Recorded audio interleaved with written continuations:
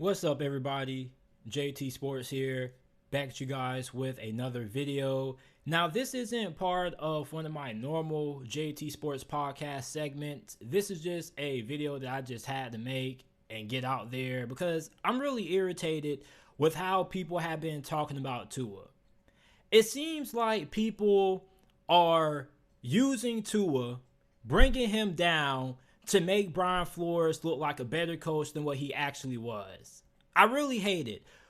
People keep on saying that Tua's not a great quarterback. Tua never showed anything during his time under Brian Flores to show that he was a bad quarterback. He may not have been great as Joe Burrow and Justin Herbert, but Tua was not as bad as a quarterback as what a lot of people make him out to be. As a matter of fact, people make it seem as if Tua was holding back Brian Flores. Actually, it was the opposite way around. You gave Tua one of the worst wide receiving cores in the NFL, plus one of the worst offensive lines in the NFL, plus one of the worst rushing attacks in the NFL. What did you expect him to do? You see, the Miami Dolphins, the last couple of years, were an example of how not to build around your young quarterback, how not to put your young quarterback in the best situations to succeed. Let me ask you guys a question. Honestly, do you guys really believe that Brian Flores put Tua in the best situation to have success? Let's think about it. Because you put him behind the worst offensive line in the NFL for the last 2 seasons, and you gave him one of the worst wide receiving cores in the NFL for the last 2 seasons. The only 2 reliable options that Tua had was Mike Gesicki and Jalen Waddle last year. He was throwing to wide receivers named Mac Hollins. Can any of you guys tell me where Mike Hollins was drafted from? I'm pretty sure you can't without using Google. You see, why do we have to use Tua as a scapegoat to make excuses for Brian Flores not being able to get Miami to the playoffs? Because the last time I checked, when Tua came back fully healthy last year, that's when the Dolphins started going the win streak, right? You see, here's the thing.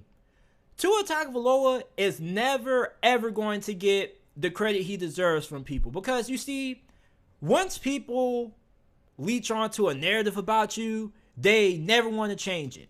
The only way Tua is ever going to be able to change the narrative about him is if he wins a Super Bowl with the Miami Dolphins. Because guess what? And this is probably what frustrates me the most. Even if the Dolphins make it to the playoffs, right? Let's say they lose in the wild card round.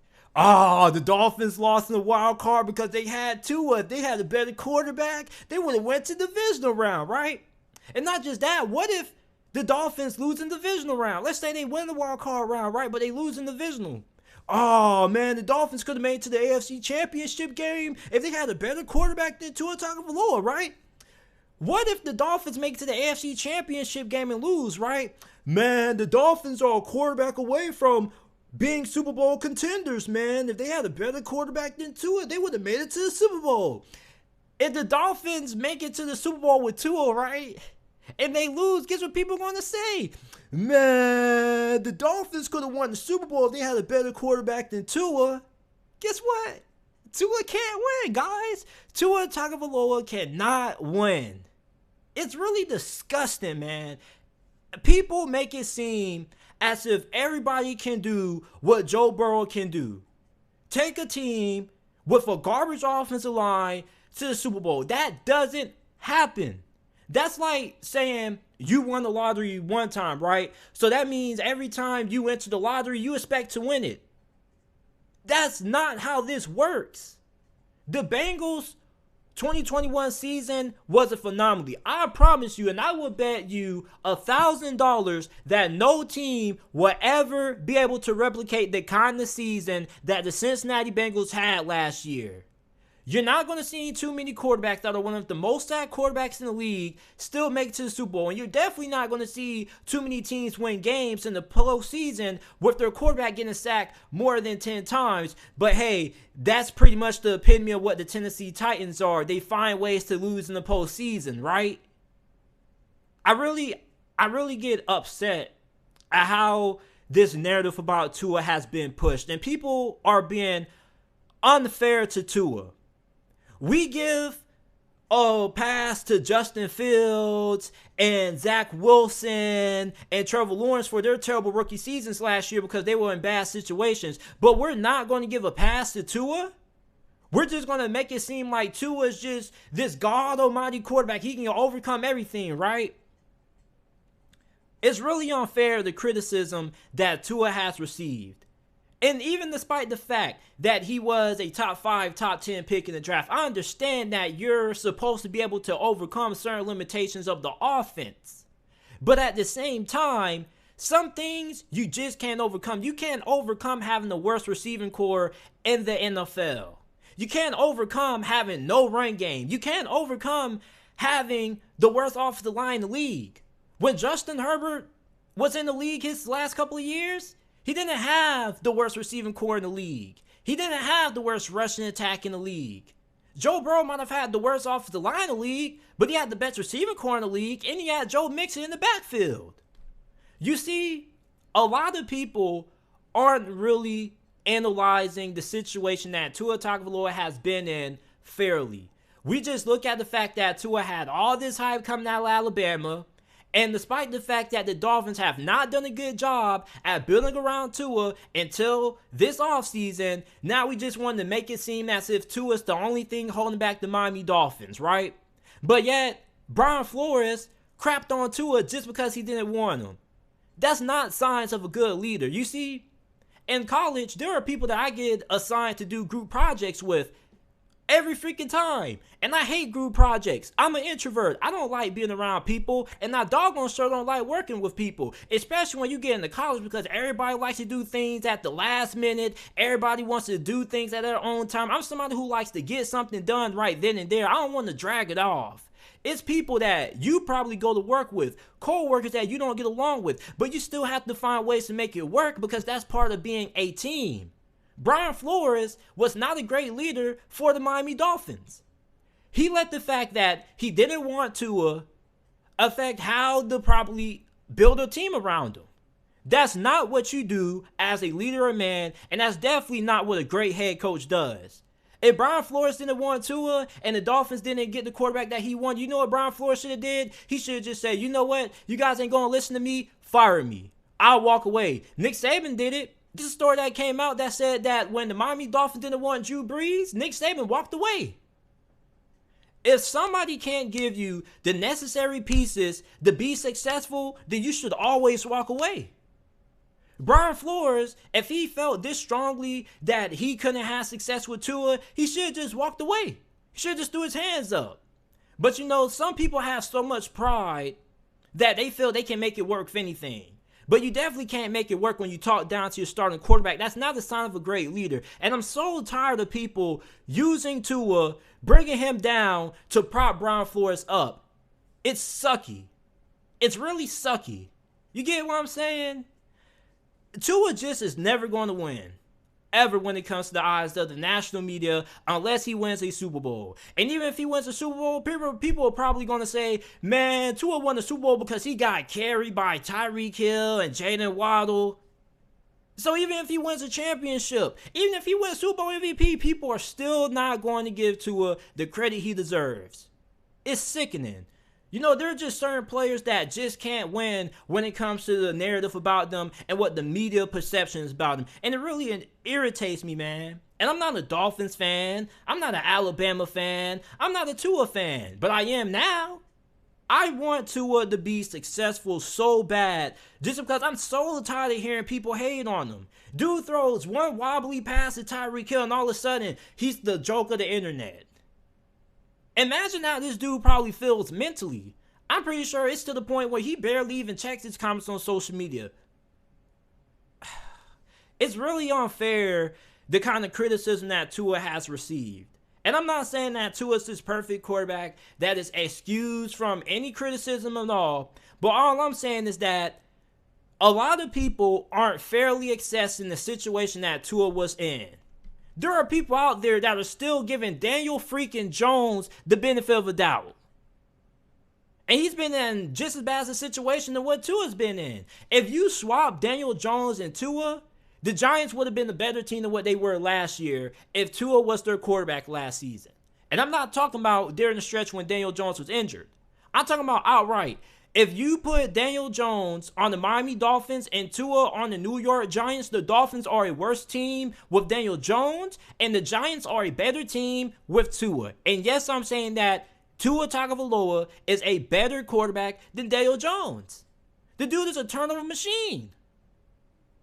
The Dolphins did a poor job of constructing their team around Tua. For all you upcoming general managers out there that are watching this video, the Dolphins situation the last couple of seasons with Tua is football 101 on how not to build a team around your franchise quarterback. Let me know what you guys think down in the comment section down below. Do you guys feel that people are starting to overdo it with the Tua Tagovailoa hate? It seems as if people just hate on Tua just to hate on Tua, and we're not fairly giving Tua the proper analysis of his situation. He was throwing to the worst receiving core in the league, the worst offensive line in the league blocking for him, and he had no run game at all. Zero. But yeah, we make excuses for Trevor Lawrence and Justin Fields, right? But how come we don't view Tua in that same light? Tua is just the reason for all the Dolphins' problems, right? I'm sorry. I thought Tua Tagovailoa played quarterback. I didn't know Tua Tagovailoa could play running back, receiver, and offensive line. I didn't know that Tua had to play all 11 positions on offense for the Miami Dolphins. Excuse me. The Dolphins didn't even have their offensive coordinator situation situated. Because no Dolphins fans can give me a clear answer on who was the offensive coordinator and how many offensive coordinators they had. People talking about some misunderstanding the situation. Tell me, honestly, how many offensive coordinators did the Miami Dolphins have last year? Because I heard some people say 2. I heard some people say 3. How many did they have? Let's be honest. And then you got a toxic coach named Brian Flores talking down on you just because he didn't want you. But yeah, he didn't want you so bad, but the fact he still rolled with you, right? Because he still wanted to cut that check, right? Oh, yeah. If Tua Tagovailoa is just so bad of a quarterback that Brian Flores could not work with and win with, then he should have stepped down. He should have just asked to quit. If that's the case, doesn't make no sense to me. How we use Tua, we got to bring Tua down the proper Brian Flores. It's a reason why Brian Flores is in the unemployment line. And then he wants to, I'm not even going to go there. That's going to cause a whole different debate. But some of you guys know where I want to go. Some of you guys know where I want to go. And it's about his current situation right now. You guys know where I want to take it, but I'm not going to take it. You see, the more people use Tua, the proper Brian Flores, the more I start to dislike Brian Flores. And it's nothing really against him as a coach or a person, but it's really the media perception. Brian Flores said that Tua is an awesome person. But yet, we got to make it seem as if Brian Flores is just this complete great coach, right? But yet the fact that he never made it to the playoffs. And he was so good of a coach, he did make it to the postseason, right? Tua's a first-round pick. Tua was not that bad. I promise you. If the Dolphins would have done a better job giving Tua a better supporting cast under Brian Flores, I promise you they would have made it to the postseason. If the Dolphins had the team this season that they should have had last year, if they had this 2022 team in 2021 with Brian Flores as the head coach, they probably would have made it to the postseason. But you know, Brian Flores didn't do a good job of hiring the right guys on his staff. He didn't do a great job of hiring the right offensive coordinators to maximize the most out of Tua. You feel me? I just hate how much hate Tua has been receiving over the last couple of months. It's getting kind of redundant. It's getting kind of sad. I feel for Tua. And I shouldn't, because the dude is a millionaire. He's making 200,000 times more than what I'm making. Talking about this. But it's really sad how we have to downplay Tua Tagovailoa just to prop up a coach in Brian Flores who's unemployed right now. Well, he's unemployed as a head coach. He's a linebackers coach for the Pittsburgh Steelers for a reason. It's the reason why he's still not a head coach of the Miami Dolphins. If he was such a good coach as what people try to make him out to be, he would have made it to the playoffs. You can make it to the playoffs with Tua. Tua is not a bad quarterback. But yeah, we just want to ignore the fact that he had the worst offensive line, the worst receiving core, and doggone near no run game. And we just want to ignore that, right? All because he was a first-round pick. And we expect first-round quarterback to be able to elevate the whole entire team. Yes, if you're drafted in the first round, you're able to overcome certain obstacles, certain limitations.